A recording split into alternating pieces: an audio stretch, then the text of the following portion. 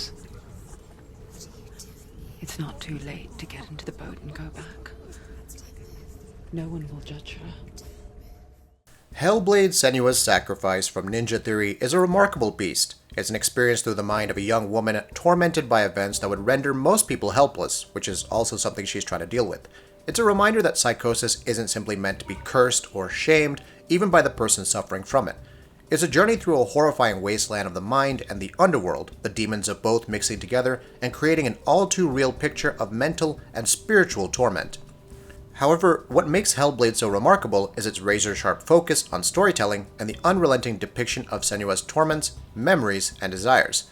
Let's talk about those voices, which highlights the audio brilliance of Senua's Sacrifice. Senua has a number of voices in her head, and they're all different. There's the tired elderly voice that's narrating events while offering her own advice in her own way. Some voices are curious about whether Senua even has a chance of survival, others soundly mock her and laugh at her, and there's at least one voice that encourages her and believes she can actually win. Another voice is Druth, who met Senua at one point and guides her through a number of the initial trials. Then there's the Shadow, that's seemingly following Senua around, berating her, taunting her, and bringing her down. The player begins the game as one of Senua's voices, though we don't speak very much at all, joining her en route to Helheim as she attempts to resurrect her fallen lover. Resurrect is probably the wrong word. Senua's village has been slaughtered, and the Shadow told her to take her lover's head to Helheim to bring his soul back. That's the long and short of Hellblade's story, as Senua deals with all manner of beings, hallucinations, and terrible memories en route to Hela, the mistress of the underworld. The entire experience is gorgeously captured, from the rippling water and blinding light as Senua travels upriver to every minute expression on her face as she wrestles with the voices while attempting to stay alive in combat. And yes, the voices do speak out to you in combat. They become afraid, warn Senua of danger, and will often tell her when to dodge or strike. They'll warn her when she's close to dying, which is a neat way of telling you to hang back and avoid taking damage, and little nuances include calling out when an opponent will avoid your attacks and counter you.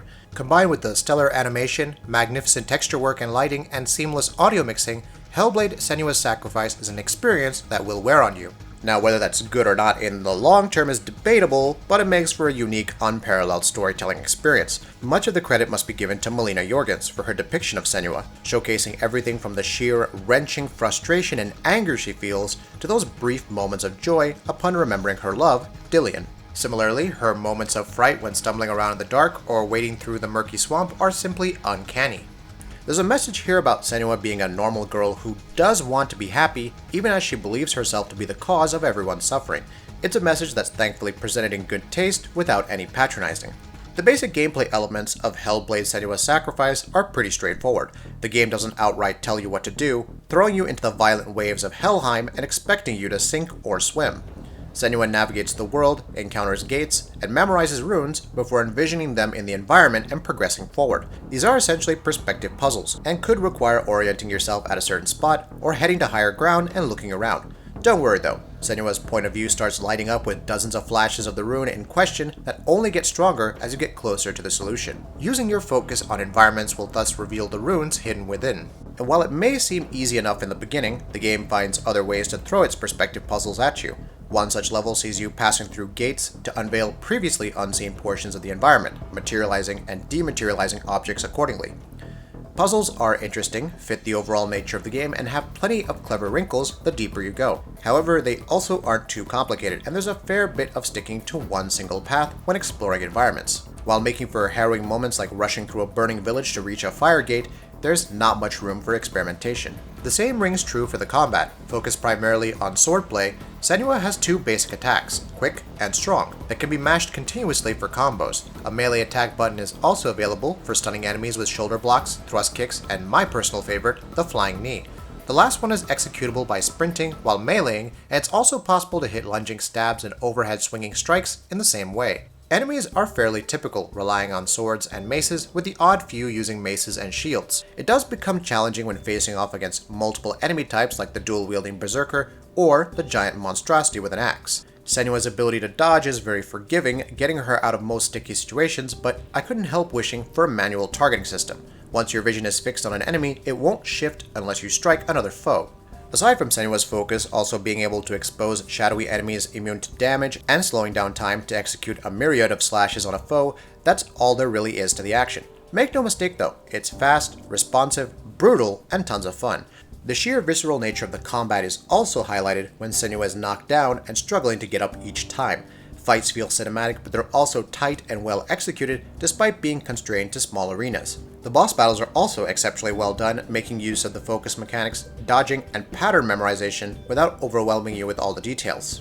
Also, to address it right away without giving any spoilers, don't think too much about the so-called permadeath mechanic, which manifests itself in rot growing on Senua's right arm.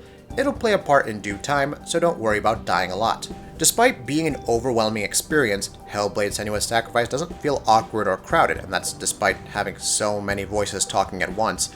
The rune puzzles may get frustrating when you can't find the right perspective in an environment, and combat can get repetitive when the game throws multiple enemies at you in a single instance.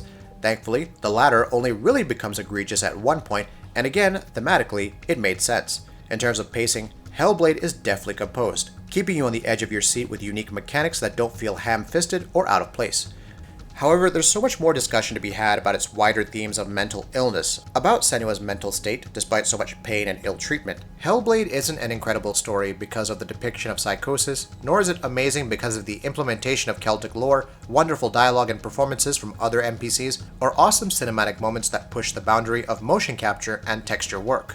It's a great story and game because these two things go hand in hand. There's truly nothing like Hellblade, and even if mechanically it can feel too simple while the exploration is mostly on rails, it's a compelling experience that's worth your time. Just make sure to play only an hour at a time, lest the voices haunt you in your sleep. That'll be it for this video. If you like what we're doing, please go ahead and subscribe, and we'll see you next time.